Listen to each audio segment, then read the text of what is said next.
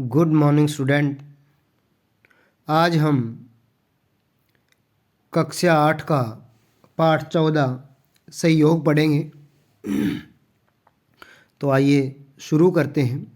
सहयोग शब्द दो शब्दों के योग से बना है। योग का मतलब होता है मेल। सह और योग, सह का अर्थ है साथ और योग का अर्थ है मेल, अर्थात किसी कार्य में एक दूसरे का साथ देना, हाथ बंटाना। प्राय ऐसा सुना जाता है कि कोई भी मानव अपने में पूरा नहीं, और यह भी सच्चाई है।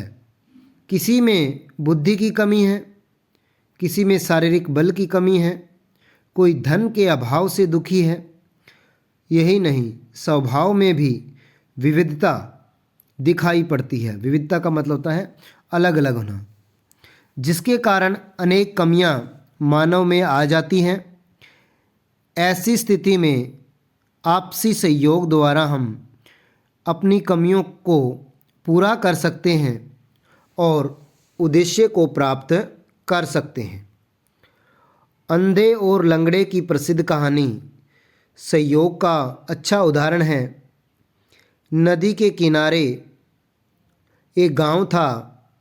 उसमें एक अंधा और एक लंगड़ा रहते थे।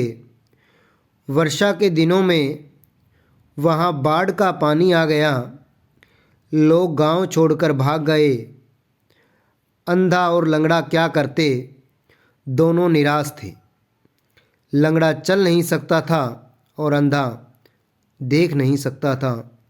लंगड़े को एक उपाय सूझा। उसने अंधे को कहा, तुम मुझे अपने कंधे पर बैठाओ, मैं तुझे रास्ता बताता जाऊंगा, तुम बढ़ते जाना।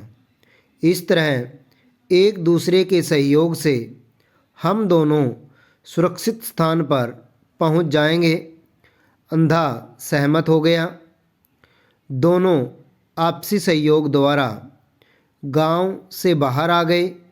उनकी जान बच गई। कई बार अचानक मुसीबत आ घेरती है।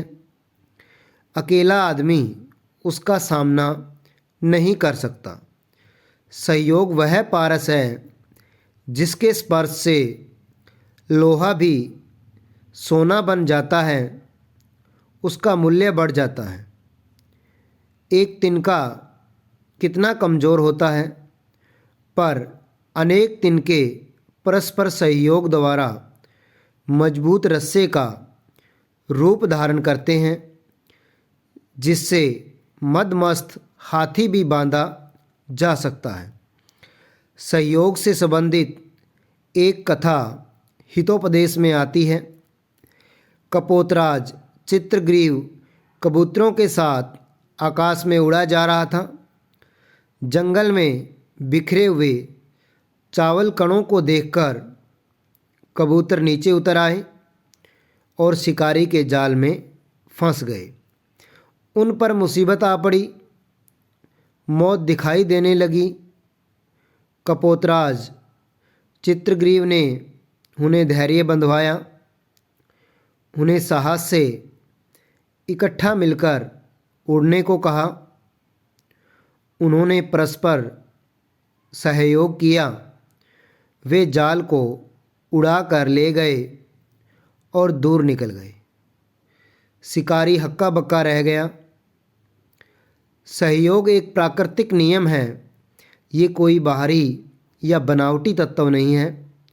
प्रत्येक पदार्थ और प्रत्येक व्यक्ति का प्रत्येक काम आंतरिक सहयोग पर अवलंबित है।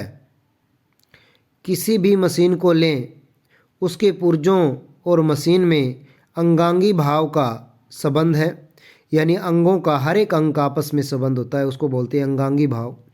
यदि उसका एक पुर्जा भी खराब हो जाए तो वह मशीन चल नहीं सकती। हम अपने शरीर को ही लें, आँख, कान, हाथ, पाँव आदि इसके विभिन्न अंग हैं। शरीर अंगी हैं। वे परस्पर सहयोग द्वारा शरीर का धारण और पोषण करते हैं।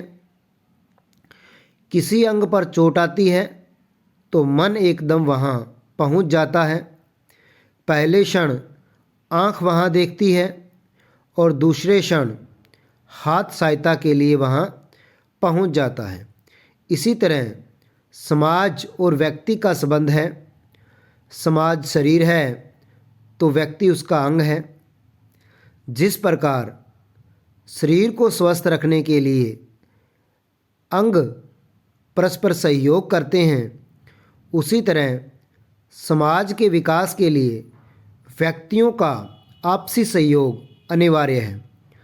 शरीर की पूर्णता अंगों के सहयोग से मिलती है। समाज की पूर्णता व्यक्तियों के सहयोग से मिलती है। प्रत्येक व्यक्ति जो जहाँ पर भी है अपना काम ईमानदारी और लगन से करता रहे तो समाज फलता फूलता है। मनुष्य एक सामाजिक प्राणी है। समाज के अभाव में वह निरा पशु ही रहता है। समाज जड़ है, पदार्थों का समूह नहीं है। वह नर नारियों के परस्पर सहयोग और प्रेम से बनता है। उसी से मानवता विकसित हुई है।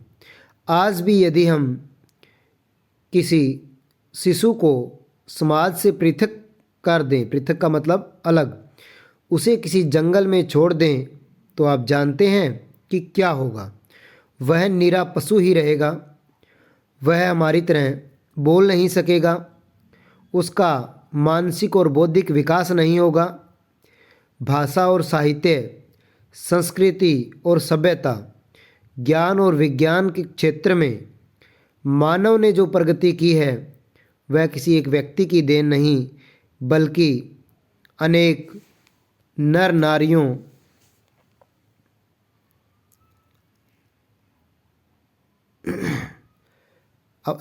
नारियों की देन है और उनके आपसी सहयोग का परिणाम है।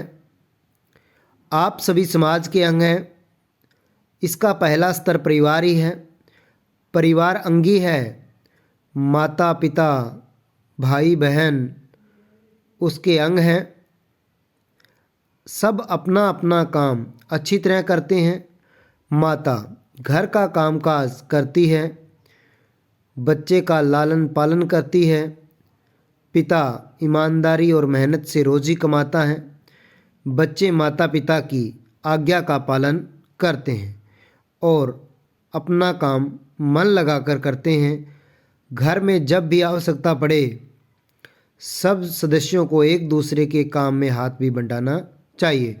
तो स्टूडेंट, आपने जितना अपन ये लेसन रीड किया है उसको सभी बच्चों ने अपना अपनी बुक से अच्छी तरह से रीड करना है और इस वीडियो को सुनना है, देखना है। Thank you.